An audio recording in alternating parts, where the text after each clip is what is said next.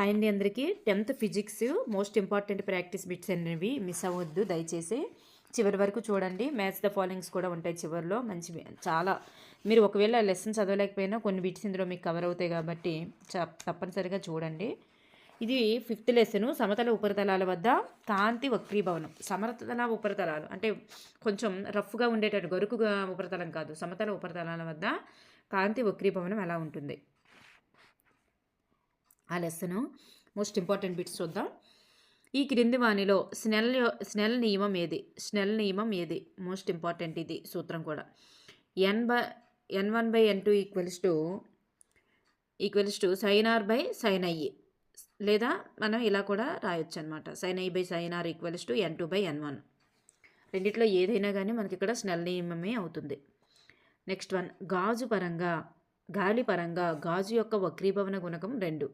గాలి పరంగా గాజు యొక్క వక్రీభవనం గుణకం 2 అయితే గాలి కలిసే తలం యొక్క సందిగ్ధ కోణం ఎంత ఉంటుంది? 30 డిగ్రీలు ఉంటుంది. నెక్స్ట్ వన్, సంపూర్ణ పరావర్తనం జరగాలంటే మనకి చూడండి ఇక్కడ sin i by sin r కదా, ఆ సూత్రం ప్రకారమే వేసుకోవాలన్నమాట. ఆ సూత్రం ప్రకారం వేసుకుంటే మనకి సైన్ ఆఫ్ వాల్యూ అనమాట. అది సైన్ ఆఫ్ వాల్యూ మనకి ఎంత వస్తుంది? 30 డిగ్రీలే కదా, అలా అనమాట అది. నెక్స్ట్ వన్, సంపూర్ణ అంతర పరావర్తనం జరగాలంటే కాంతి దేనిలోనికి ప్రయాణించాలి? సంపూర్ణ అంతర పరావర్తనం జరగాలంటే కాంతి సాంద్రతర యానకం నుంచి విరళ యానకంలోనికి ప్రయాణించాలి. అంటే తక్కువ నుంచి ఎక్కువగా అనమాట. సాంద్రతర యానకం నుంచి విరళ యానకంలోనికి ప్రయాణించినప్పుడే మనకి సంపూర్ణాంతర పరావర్తనం ఏర్పడుతుంది. గాజు దిమ్మ వల్ల కాంతి పొందేటటువంటి విచలన కోణము, ఎంత అంటే 0 డిగ్రీస్. ఓకేనండి. నెక్స్ట్ వన్, శూన్యంలో కాంతి వేగము ఎంత ఉంటుంది? దాదాపుగా ఎంత ఉంటుందంటే 3 × 10⁸ metre per second. 3 × 10⁸ metre per second. పరమ వక్రీభవన గుణకం ఇలా మ్యూ అంటారనమాట. దీన్ని అని కాదు. సూత్రం ఏంటంటే C/V. గాజు యొక్క వక్రీభవన గుణకము 3/2 అయినా గాజులో కాంతి వేగం ఎంత? గాజు యొక్క వక్రీభవన గుణకం 3/2 అయితే గాజులో కాంతి వేగము ఎంత? 2 × 10⁸ metre per second. 2 × 10⁸ metre per second. Next one, సాపేక్ష వక్రీభవన గుణకము n/1. దీనికి సూత్రం ఏంటంటే n2/n1 అని అర్థం అనమాట. n2/n1. దృక్ భ్రమ వల్ల కొంత దూరంలో గల ఎత్తైన వస్తువుల వలన ఏర్పడు మిథ్యా ప్రతిబింబాలు ఏంటి అంటే అవి ఎండమావులు. వజ్రం యొక్క సందిగ్ధ కోణం విలువ ఎంత? 24.4 డిగ్రీలు అనమాట. 24.4 డిగ్రీలు. 1 మైక్రోమీటర్ అనగా ఎన్ని మీటర్లు? 1 మైక్రోమీటర్ అంటే 10⁻⁻6 మీటర్లు. సందిగ్ధ కోణం యొక్క వక్రీభవన కోణం విలువ ఎంత? 90 డిగ్రీలు. సందిగ్ధ కోణం యొక్క వక్రీభవన కోణం విలువ ఎంత అంటే 90 డిగ్రీలు. ఒక ఆప్టికల్ ఫైబర్ ద్వారా ప్రసారమగు టెలిఫోన్ సిగ్నల్ల సంఖ్య ఎంత? ఒక ఆప్టికల్ ఫైబర్ ద్వారా ప్రసారమయ్యే టెలిఫోన్ సిగ్నల్ల సంఖ్య 2000. వక్రీభవన గుణకమునకు దృక్ సాంద్రతకు మధ్య గల సంబంధం ఏమిటి? వక్రీభవన గుణకానికి దృక్ సాంద్రతకు మధ్య గల సంబంధము అనులోమ సంబంధం. ఎండమావులు అనేవి దృక్ భ్రమ. వజ్రం ప్రకాశానికి కారణం ఏమిటి? ఎందుకు మెరుస్తుందంటే సంపూర్ణాంతర పరావర్తనం. నీటి యొక్క వక్రీభవన గుణకం విలువ ఎంత? నీటి యొక్క వక్రీభవన గుణకం విలువ 1.33. సందిగ్ధ కోణం విలువ 45 డిగ్రీలు అయితే వక్రీభవన కోణం విలువ ఎంత ఉంటుంది? 1.414. ఒక రోగి యొక్క పొట్ట లోపల భాగాన్ని చూసేందుకు ఉపయోగించినది లైట్ పైప్. ఏవేని 2 బిందువుల మధ్య కాంతి ప్రయాణించేటప్పుడు అది అతి తక్కువ సమయం పట్టే మార్గంలోనే ప్రయాణించునని తెలిపేటటువంటి సూత్రం ఏమిటి? ఫెర్మాట్ నియమం.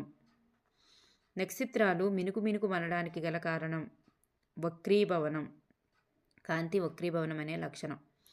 ఎన్ sine i equals to N2 sine ఆర్ను డాష్ అంటారు, స్నెల్ నియమము అంటారు.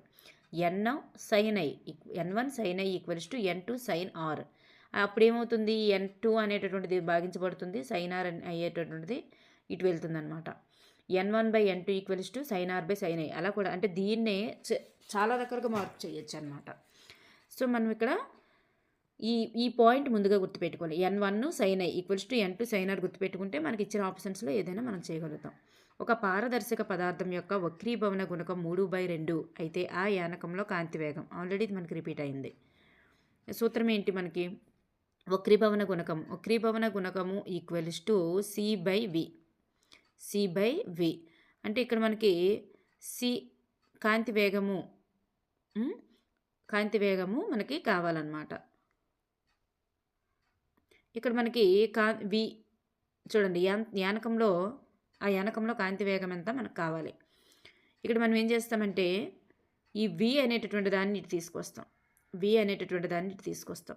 అప్పుడు మనకి ఈ 3/2 అనేటటువంటిది మనకి ఇటు వస్తుంది. అప్పుడు ఏమవుతుంది, 2/3 అవుతుంది. మనకి సి అంటే ఏంటో తెలుసు. సి అంటే ఎంత, 3 × 10⁸ అని తెలుసు. అప్పుడు 2/3 అవుతుంది. అప్పుడు ఏమవుతుంది, 3కి కట్ అవుతుంది. 2 × 10⁸ మీటర్/సెకండ్ అనేది ఆన్సర్ అనమాట. ఎండమావులకి ఉదాహరణ ఏమిటి? ఎండమావులకి ఉదాహరణ సంపూర్ణాంతర పరావర్తనం. ఎండమావులు కానీ వజ్రం కానీ సంపూర్ణాంతర పరావర్తనానికి ఉదాహరణ. ఒక గాజు గ్లాసులోని నీటిలో నిమ్మకాయ పరిమాణం పెరిగినట్లు కనబడుటకు కారణం కాంతి వక్రీభవనము. ఏదైనా ఒక బిందువుల మధ్య కాంతి ప్రయాణించినప్పుడు అతి తక్కువ సమయం పట్టే మార్గంలో ప్రయాణిస్తుందని చెప్పిన శాస్త్రవేత్త ఫెర్మాట్. చూడండి, V1 కంటే V2 ఎక్కువైంది అనుకోండి, అయితే అప్పుడు ఆ రెండు యానకములు వరుసగా డాష్ అవుతాయి. రెండు యానకములు విరళ యానకములే అవుతాయి అన్నమాట. ఒక యానకం నుండి మరో యానకంలోనికి ప్రయాణించేటప్పుడు కాంతి వేగం మారడం వల్ల కాంతి దిశ మారేటటువంటి దృగ్విషయాన్ని ఏమంటారు? వేగం మారడం వల్ల దిశ కూడా మారుతుంది అనే దృగ్విషయమే కాంతి వక్రీభవనం. లంబానికి పతన కిరణానికి మధ్య గల కోణం ఏంటి? పతన కోణం మనకు తెలుసు కదా, పరావర్తన నియమంలోనే పతన కోణం ఏమవుతుంది, మనకి I అవుతుందన్నమాట. నెక్స్ట్ వన్, లంబానికి వక్రీభవన కిరణమునకు గల కోణాన్ని ఏమంటారు? లంబానికి మరియు వక్రీభవన కిరణానికి మధ్య గల కోణాన్ని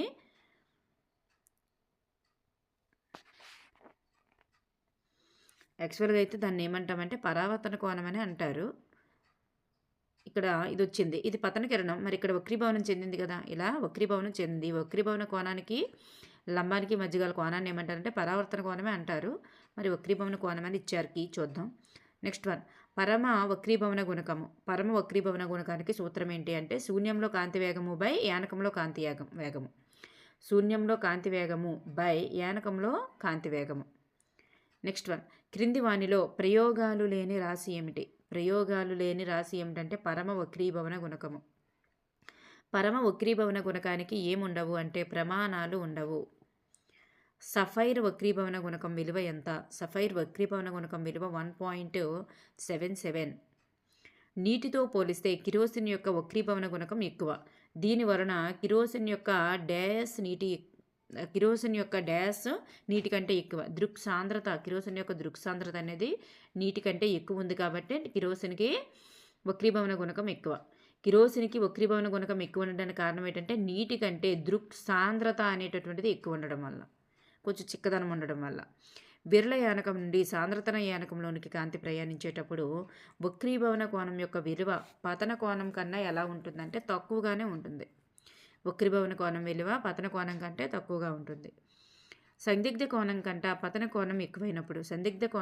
పతన కోణం ఎక్కువైనప్పుడు యానకాలను వేరు చేసే తలం వద్ద కాంతి కిరణము సాంద్రతన యానకంలోనికే పరావర్తనం చెందు దృగ్విషయాన్ని ఏమంటారు? సంపూర్ణాంతర పరావర్తనం అంటారు. చూడండి, సందిగ్ధ కోణం అంటే 90 డిగ్రీలు అమ్మ. 90 డిగ్రీల కన్నా పతన కోణం ఎక్కువైనప్పుడు, పతన కోణం ఎక్కువైంది అనుకోని, ఇలా పతన కోణం 90 డిగ్రీల కంటే ఎక్కువ ఉంది పతన కోణం అనేది ఇది. పతన కోణం 90 డిగ్రీల కంటే ఎక్కువైనప్పుడు యానకాలను వేరు చేసే తలం వద్ద కాంతి కిరణం తిరిగి సాంద్రతర యానకంలోనికే పరావర్తనం చెందుతుందన్నమాట. సాంద్రతర యానకంలోనికే పరావర్తనం చెందేటటువంటి దృగ్విషయాన్ని ఏమంటారంటే సంపూర్ణాంతర పరావర్తనం అంటారు. ఆకాశపు ప్రతిబింబము మనకు రోడ్డుపై నీళ్ల వలె కనబడుటను ఏమంటారు? ఎండమావి అంటారు. ఆప్టికల్ ఫైబర్స్ డేస్పై ఆధారపడి పనిచేస్తాయి. ఆప్టికల్ ఫైబర్స్ కూడా సంపూర్ణాంతర పరావర్తనంపైనే ఆధారపడి పనిచేస్తాయి. నెక్స్ట్ వన్, కెంపు యొక్క వక్రీభవన గుణకం విలువ ఎంత? కెంపు యొక్క వక్రీభవన గుణకం యొక్క విలువ 1.71. వక్రీభవనం జరుగు విధానాన్ని వివరించుటను డాష్ స్థిరాంకం అవసరం. వక్రీభవన గుణకం అవసరం. వక్రీభవనం జరిగే విధానాన్ని వివరించాలంటే వక్రీభవన గుణకం అవసరం. అలాగే నెక్స్ట్ వన్, వైద్యులు మన శరీరంలోని లోపల అవయవాలను చూచుటకు వాడే పరికరం ఏంటంటే ఆప్టికల్ ఫైబర్. వక్రీభవన గుణకము అనేటటువంటిది గాజు దిమ్మ మందము మైనస్ నిలువు విస్థాపనము.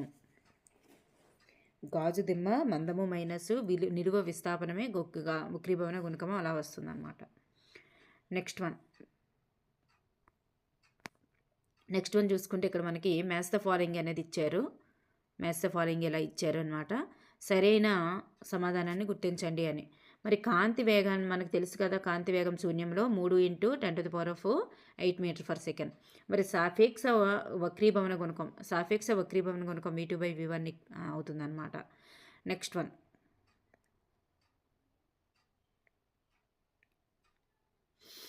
వన్ స్నెల్ నియమం అందరికీ తెలుసు.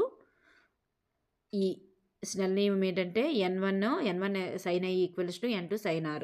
అలాగే సందిగ్ధ కోణానికి వక్రీభవన గుణకానికి మధ్య గల సంబంధం ఏంటి అంటే ఇది సందిగ్ధ కోణానికి మరియు వక్రీభవన గుణకానికి సూత్రం ఏంటంటే sin C = 1 వక్రీభవన గుణకం, అంటే అది విలోమానుపాతంలో ఉంటుందన్నమాట. నెక్స్ట్ ఎండమావికి వచ్చేసరికి ఏముంటుందంటే గాజు దిమ్మ యొక్క ఘనపరిమాణం అనేది సందిగ్ధ కోణానికి మరియు వక్రీభవన గుణకానికి గల రిలేషన్ ఎలా ఉంటుంది అంటే నెక్స్ట్ ఎండమావి అనేటటువంటిది మనకి ఇక్కడ సంపూర్ణాంతర పరావర్తనం. ఎండమావి అనేది సంపూర్ణాంతర పరావర్తనం. ఎండమావి నెక్స్ట్ సంపూర్ణాంతర పరావర్తనానికి ఉదాహరణలు అన్నమాట అవన్నీ కూడా. కాంతి సాంద్రతర యానకం నుంచి విరళ యానకంలోనికి ప్రయాణించడాన్ని ఏమంటారు? దాని లంబంకి దూరంగా వంగుతుంది అనమాట. ప్రయాణించేటప్పుడు ఏం జరుగుతుందంటే లంబానికి దూరంగా వంగుతుంది. నెక్స్ట్ వన్ విరళ యానకం నుండి సాంద్రతర యానకంలోనికి ప్రయాణించేటప్పుడు లంబానికి దగ్గరగా వంగుతుంది. నెక్స్ట్ వన్, వక్రీభవన గుణకం యొక్క కోణము 90 డిగ్రీలు అయితే దాన్ని ఏమంటారంటే సందిగ్ధ కోణం అంటారు. వక్రీభవన కోణం యొక్క విలువ 90 డిగ్రీలు అయితే దాన్ని సందిగ్ధ కోణం అంటాం. కాంతి కనిష్ట కాలాన్ని ప్రయాణించడాన్ని ఫెర్మాట్ నియమం అంటారు. పరమ వక్రీభవన గుణకానికి సూత్రం ఏంటంటే C/V. నెక్స్ట్ వన్, కాంతి వక్రీభవన గుణకము √2 గల యానకంలోనికి గాలి నుండి పతనమవుచున్నది. ఈ క్రింది వాటిని జతపరచాలని అన్నారు కదా మనకి ఇక్కడ. పతన కోణం 0 డిగ్రీస్ ఉందనుకోండి. పతన కోణం 0 డిగ్రీస్ ఉంటే వక్రీభవన గుణకం ఎంత వస్తుంది మనకి? వక్రీభవన గుణకము 0 డిగ్రీసే వస్తుంది. మరి పతన కోణం అనేటటువంటిది 45 డిగ్రీలు అయిందనుకోండి, మరి వక్రీభవన కిరణం ఎంత వస్తుంది? 45 డిగ్రీలే వస్తుంది. అలాగే పతన కోణము 60 డిగ్రీలు అయితే వక్రీభవన కోణకం 60 డిగ్రీలు. ఎందుకంటే పతన కోణము వక్రీభవన కిరణము ఈ రెండు కూడా మనకి సమానం. యాంగిల్ I = యాంగిల్ R అని అంటాం కదా. సో ఇది 30 డిగ్రీలు ఉంటే అది కూడా 30 డిగ్రీలే ఉంటుంది. సో ఇవన్నీ కూడా right answers. Thank you everyone.